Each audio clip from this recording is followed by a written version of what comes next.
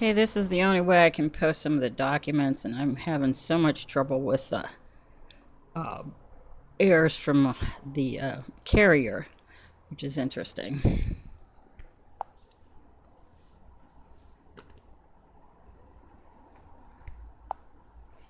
51st of INTRNATIONAL law violations by the state of Israel. The state of Israel has violated many international laws, including United Nations resolutions and the laws of war and occupation as stated in the Fourth Geneva Convention. Below is a summary of some of those violations. Much of the fact sheet was taken from the Israeli Law Resource Center (ILRC).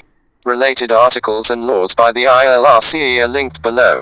Israeli occupation is illegal. Laws violated. UN Charter, Article 2, 4, and 51, 1945. Declaration on Principles of International Law Concerning Friendly Relations, Principle 1, 1970. Israeli actions. It is illegal under international law to acquire land by force. Israel annexed land occupied by force during 948 and 967 wars, lands other than those given by the UN 947-48 Partition Plan, ILRC article. Military action and occupations are legal only if they are for self-defense, or to directly benefit the native population.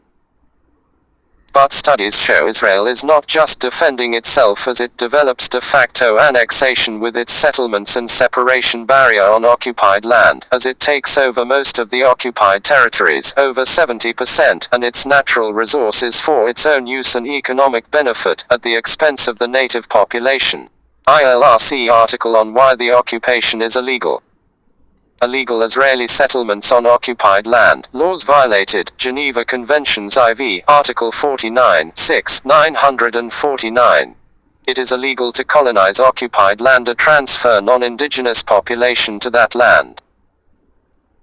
Israeli actions. Immediately following the 1967 war, Israel began building Israeli civilian settlements on Palestinian lands, eventually building over 200 settlements throughout the occupied territories, and settling over 450,000 Israeli civilians in them, displacing hundreds of thousands of Palestinian civilians from their own legally owned lands.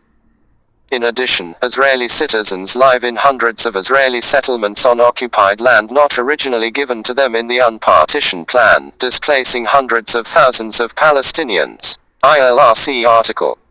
Illegal to take land by force and claim sovereignty, laws violated, UN Charter, Article 2, 4, 1945. Declaration on Principles of International Law Concerning Friendly Relations, Principle 1, 1970. Israeli actions. In violation of the Unpartition Plan, Israel took an extra 15% of the land in 1948, and then, following the 1967 war, Israel confiscated East Jerusalem and the Golan Heights. ILRC article. Illegal Israeli practice of ethnic cleansing, laws violated, forbidding civilian populations the right to return to their homes following the end of armed conflict is in direct violation of international law and UN resolutions. Geneva Convention IV, Articles 45, 46 and 49, 1949, UN Resolutions 194, I, General Assembly, 1948, and 237, Security Council, 1967. Israeli actions. Since 90, in different ways, the Zionists and then Israel have taken Palestinian lands, forced native populations from their land, and then refused the Palestinian landowners a tenants, residency or employment on them. Following fighting in 1948 and then again in 1967, Palestinian civilians who wished to return to their homes in Israel and the occupied territories were forbidden re-entry, right of return, confining them to increasingly smaller areas of Israel and occupied territories. The Israeli government enacts laws, and employs its military to keep approximately 750,000 Palestinian Arab civilians from returning to their homes following the end of fighting both in 1948 and in the occupied territories in 1967. Israel then violates UN resolutions ordering them to respect Palestinians' right to return to their homes. See the ILRC article on right of return and ILRC article on ethnic cleansing.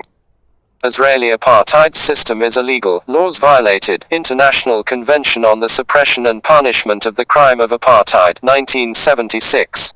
Link to our fact sheets on Israeli apartheid. Israeli actions. The State of Israel has a formal system of legalized discrimination against Palestinian Arabs which technically fits the official undefinition of apartheid. ILRC article. Israel's society-wide system of discrimination and isolation of the Palestinian people within Israel, and its system of exploitation, oppression and isolation in the occupied territories, fits exactly the official, legal UN definition of apartheid, which is considered to be a crime against humanity. The practice of passing laws which give special favor throughout Israeli society to the Jewish people over all other people, and especially the native Palestinian Arab people, embodies the undefinition of apartheid, which is giving special favor to one group of people above all other groups based on criteria like what religion they are. Another example is in 2003, the Israeli legislature, Knesset, passed legislation that forbade spouses of Arab Israeli citizens who are in the occupied territories from joining their families in Israel, with some exceptions. The reason for this legislation is to help maintain the Jewish demographic. Majority family unification. The racist nature is evident in that only Palestinians, no other ethnic groups, are not forbidden to live in Israel after marrying an Israeli. ILRC article. General article. Amnesty International argues that this law violates fundamental principles of equity, human dignity and personal freedom enshrined in basic law, as well as the rights of the child to live with both parents and other fundamental rights enshrined in human rights treaties in which Israel is a signer. ILRC article on Israeli apartheid. Massive violations of human rights. Our laws violated. UN Charter, Article 1, 1945. Declaration on Principles of International Law Concerning Friendly Relations, Principle 5, 1970. Israeli Actions, Studies by UN, ICJ, and International H.R. Organizations have found that Israel violates the human rights of Palestinian people on a massive scale, including torture, imprisonment without charges at trial, land confiscation, harassment at checkpoints, unwarranted civilian shootings, not punishing Israeli settlers, crimes against Palestinians, unwarranted disruption of medical care, commerce, employment, free movement, destruction of public and private property, family separation, etc. ILRC article. Collective punishment is illegal. Laws violated. Geneva Conventions IV, Article 33, 1949. Geneva Conventions, Protocol I, Article 75, 2d, 1977. Israeli actions. In response to Arab rebellion, Israeli military takes massive action against entire Palestinian communities, for example destroying entire neighborhoods of homes, confiscating communal farmlands, bulldozing homes, blocking off certain areas, and not allowing civilian populations to leave their houses for extensive periods of time. This is called collective punishment because it punishes entire communities for the actions of a few. ILRC article. Illegal massive transformation of local laws. Laws violated. Hague Regulations IV, Article 43, 1907. Israeli actions. Israel has created a dual legal system in the occupied territories, a democratic one linked to Israel for the Israeli settlements, and an oppressive, exploitive one for the Palestinian communities run by the Israeli military committees and Israeli-controlled civic administrations, replacing all Arab government functions with Israeli military committees, and dismissing or deporting all Arab government official. ILRC article. Violations of UN Security Council resolutions. Laws violated. Israel has violated 28 resolutions of the United Nations Security Council, which are legally binding on member nations. UN Charter, Article 25, 1945. A few sample resolutions 54, 111, 233, 234, 236, 248, 250, 252, 256, 262, 267, 270, 280, 285, 298, 313, 316, 468, 476, etc. Israeli actions. Israel has violated many UN Security Council resolutions, especially relating to its occupations, land annexations, military aggression, power violations, etc. ILRC article.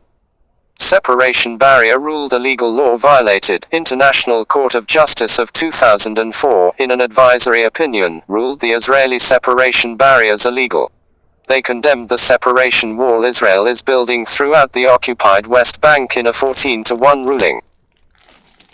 The court begins by citing, with reference to Article 2, Paragraph 4, of the United Nations Charter and to General Assembly Resolution 2625 XXV, the principles of the prohibition of the threat or use of force and the illegality of any territorial acquisition by such means, as reflected in customary international law. It notes that significant amounts of land are de facto annexed by the separation barrier. It further cites the principle of self-determination of peoples, as enshrined in the Charter and reaffirmed by Resolution 2625 XXV. As regards international humanitarian law, the court refers to the provisions of the Hague Regulation of 1907, which have become part of customary law, as well as the Fourth Geneva Convention relative to the protection of civilian persons in time of war of 1949, applicable in those Palestinian territories which, before the armed conflict of 1967, lay to the east of the 1949 Armistice Demarcation Line, a Green Line, and were occupied by Israel during that conflict. The court further notes that certain human rights instruments, International Covenant on Civil and Political Rights, International Covenant on Economic, Social and Cultural Rights and the United Nations Convention on the Rights of the Child, are applicable in the occupied Palestinian territory. It finds that the construction of the wall and its associated acute GIME are contrary to the relevant provisions of the Hague Regulations of 1907 and of the Fourth Geneva Convention. That they impede the liberty of movement of the inhabitants of the territory as guaranteed by the International Covenant on Civil and Political Rights. And that they also impede the exercise by the persons concerned of the right to work, to health, to education and to an adequate standard of living as proclaimed in the International Covenant on Economic, Social and Cultural Rights and in the Convention on the Rights of the Child. Lastly, the court finds that this construction